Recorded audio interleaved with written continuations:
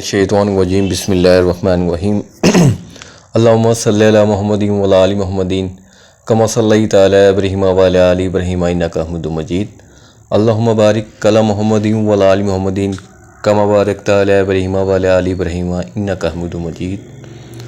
अस्सलाम वालेकुम दोस्तों, उम्मीद करता हूँ आप सब लोग खैरियत से होंगे। जो मुबारक आप सब लोगों को। बस आप लोगों से रिक्वेस्ट थी जो मैं हर दफ़ा करता हूँ, काइंडली वीडियो को मुकम्मल देखिएगा और इसको लाइक, सब्सक्राइब और शेयर लाजमी कर दिया करें और कमेंट्स कर दिया करें। सदका जारी समझ, नेकी करना लेकी फैलाना सदका जारी है। कुरान पाक की सूरत नंबर 4 सूरत निसा की आयत नंबर 171 में अल्लाह ताला इरशाद फरमाते हैं, तर्जुमा, ए अहले किताब, अपने दीन के बारे में हद से ना गुजर जाओ और अल्लाह पर बाजुज़ हक़ के और कुछ ना कहो। मसीह ईसा बिन मरियम अलैहिस्सलाम तो सिर्फ़ अल्लाह ताला के रसूल और इसके कलमा कुन से पैदा शुदा हैं, जिसे मरियम अलैहिस्सलाम की तरफ डाल दिया था और इसके पास की रूह हैं। इसलिए तुम अल्लाह को और इसके सब रसूलों को मानो और ना कहो कि अल्लाह तीन है। इससे बाज आ जाओ कि तुम्हारे लिए बेहतरी है। अल्लाह इबाद के लायक तो सिर्फ़ एक ही है और वो इससे पाक है कि इसकी औलाद हो। इसी के लिए है जो कुछ आसमानों में है और जो कुछ ज़मीन में है, और अल्लाह काफ़ी है काम बनाने वाला। तफसीर है,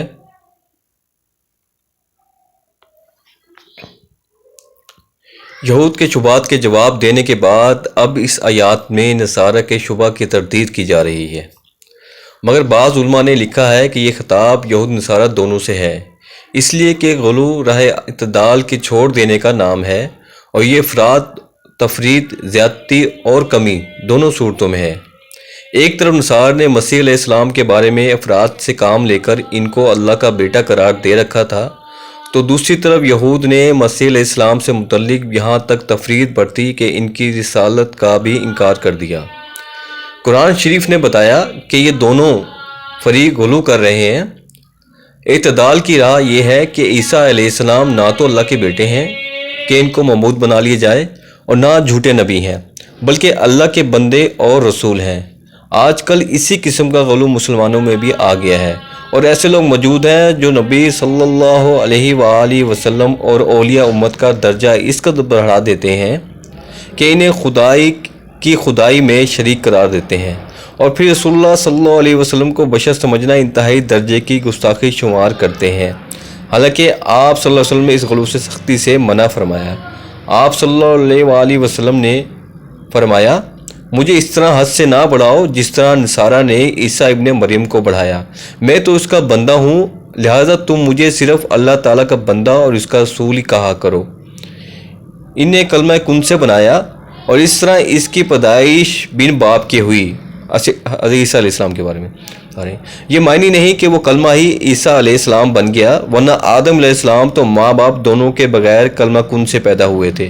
फिर इन्हें भी रब मानना पड़ेगा, यानी इसकी पैदा करदा रूह। इस इजाफत से ईसा अलैहिस्सलाम की अज़मत का इजहार मकसूद है, वरना तमाम रूहें अल्लाह ताला ही की पैदा करदा हैं। और फरमाया, क्या अल्लाह के सिवा भी कोई पैदा करने वाला है? जैसे फरमाया, ये अल्लाह की ऊँटनी है। हज़रत सालेह अलैहिस्सलाम के बारे में बता रहे हैं। हज़रत सालेह अलैहिस्सलाम को भी अल्लाह ताला ने एक ऊँटनी इस तरह यानी कि हुई थी बिन माँ बाप के, वो अल्लाह ताला ने इस तरह हुआ था। और फिर मेरे घर को पाक कर कर, हालांकि तमाम ऊँटनियाँ और तमाम घरों को मालिक अल्लाह है। ये मिन तभी दिया नहीं है बल्कि इब्तिदाए गैयत के लिए है, यानी ईसा अलैहिस्सलाम भी अल्लाह के रसूल हैं। पस तुम दूसरे पैगम्बरों की तरह इनको अल्लाह का रसूल ही मानो और इन्हें खुदाई का मकाम मत दो। महजूफ की खबर है, यानी कि हमारा मबूद तीन है या अकानियम तीन है। मुबाददा इसलिए हज़फ किया है कि असनारियों के अक़वाल बहुत ही मुख्तलिफ हैं। अगरचा खुलासा इनका एक है, खुदा तीन है, मगर वो तीन नहीं एक है। अब एक ज़ात इसकी बेशुमार शिफ़ात तो हो सकती हैं, मगर अल्लाह ताला, मरियम और ईसा अलैहिस्सलाम ये दो तीन मुस्तकिल शख्सियतें और ज़ातें हैं, ये एक ज़ात कैसे हो गए? नसरानी बेक वक्त खुदा को एक भी तस्लीम करते हैं और फिर अकानमी सलासा के भी कायल हैं। यह अकानमी सलासा का चक्कर भी नहायत पुरपेज और नाकाबिले फ़हीम है। जिस तरह बाज़ मुसलमानों में نور من نور اللہ کا عقیدہ نہایت گمراہ کن ہے اور جو واضح طور پر صورت اخلاق اور پورے قرآن کے خلاف ہے۔ نصرانی کبھی تو ان تین سے مراد وجود، علم اور حیات بتاتے ہیں اور کبھی انہیں باپ، بیٹا اور روح القدس سے تعبیر کر لیتے ہیں، حالانکہ وجود، علم اور حیات تو ایک ذات کی صفات ہوتی ہیں، مگر باپ، بیٹا اور روح القدس تو تین شخصیتیں ہیں، اور یہ ایک کیسے بن گئے؟ پھر ان کی کور فہمی دیکھو کہ کبھی کہتے ہیں کہ باپ سے وجود، روح سے حیات اور بیٹے سے مراد مسیح علیہ السلام ہے، اور یہ بھی کہتے ہیں کہ اکانم ثلاثہ سے ایک مراد اللہ تعالیٰ، مریم اور عیسیٰ علیہ السلام ہے۔ قرآن نے بھی اس آخری قول کا ذکر کیا ہے۔ دیکھیے سورۃ مائدہ کی آیات 73، 75، 76، 16۔ الغرض نصرانیوں کے عقیدہ تثلیث سے زیادہ بعید از عقل کوئی عقیدہ نہیں، اور اس بارے میں ان میں اس قدر انتشار افتراق ہے کہ دنیا کے کسی عقیدے میں نہیں۔ اس لیے قرآن نے انہیں دعوت دی کہ تم تین خداؤں کے کورک دھندے کو چھوڑ کر خالص توحید کا عقیدہ اختیار کر لو، یعنی نہ کوئی اس کا شریک ہے، نہ بیوی اور نہ کوئی رشتہ دار، نہ اس نے کسی کو جنا اور نہ کسی نے اس کو جنا، یعنی اس کو بیٹے کی کیا ضرورت ہے، وکیل، یعنی سارے کام بنانے والا تو وہ خود ہی ہے، اور اللہ تعالیٰ واحد اور یکتا ہے۔ دوستو اس آیت سے ظاہر ہے کہ تو اللہ تعالیٰ اپنے وحدت کا بیان دے رہے ہیں، اور دوسرا یہود نصارہ کو بتا رہے ہیں کہ ہم اللہ جو بھی چاہیں ان کے اختیار میں سب کچھ ہے۔ عیسیٰ السلام کو بغیر اولاد، بغیر والدین کے پیدا کیا انہوں نے، تو عیسیٰ السلام نے کبھی خود کو خدا نہیں کہا، وہ بھی اللہ کے بندے اور رسول ہی کہتے ہیں۔ ان کی اللہ تعالیٰ کی یہ قرآن شریف سے بھی ظاہر ہے، جو عیسیٰ السلام پہ کتاب نازل ہوئی تھی ان سے بھی ظاہر ہے کہ انہوں نے کبھی بھی اپنے آپ خدا نہیں کہا تھا، اور یہ اللہ کا شکر ہے ہم مسلم کے امتی ہیں، اور ہمیں بھی اس کتاب میں قرآن شریف میں واضح طور پہ بتا دیا گیا ہے، اور باقی کتابوں میں تو چینجنگ کر لی ہے، لیکن یہ قرآن مجید ایک ایسی کتاب ہے جس کے تحفظ کا ذمہ اللہ تعالیٰ نے اپنے ذمہ لیا ہے۔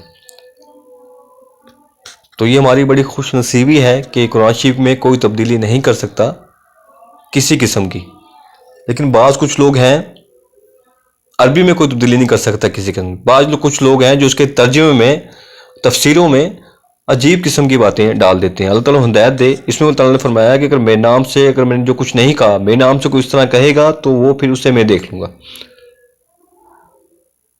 تو ہماری خوش نصیبی ہے کہ قرآن شریف ہمارے پاس ہے اور جس میں کبھی کوئی تبدیلی نہیں ہوگی، جو اللہ تعالیٰ نے فرمایا تھا، تو یہ ہمارے لیے بڑی خوش نصیبی ہے۔ تو جتنا وقت ہے، ٹائم ہے، ہمیں چاہیے ہم قرآن شریف کو ترجمہ تفسیر کے ساتھ پڑھیں۔ تو اللہ تعالیٰ سے دعا ہے جو آیات پڑھی ہے اس کو سمجھنے، اس پر عمل کرنے اور دوسروں کو پہنچانے کی توفیق عطا فرمائے، اور اللہ سے دعا ہے تم قرآن شریف کو ترجمے سے پڑھنے، سمجھنے، اس پر عمل کرنے اور اسے دوسروں کو پہنچانے کی توفیق عطا فرمائے۔ جزاک اللہ۔ Please subscribe.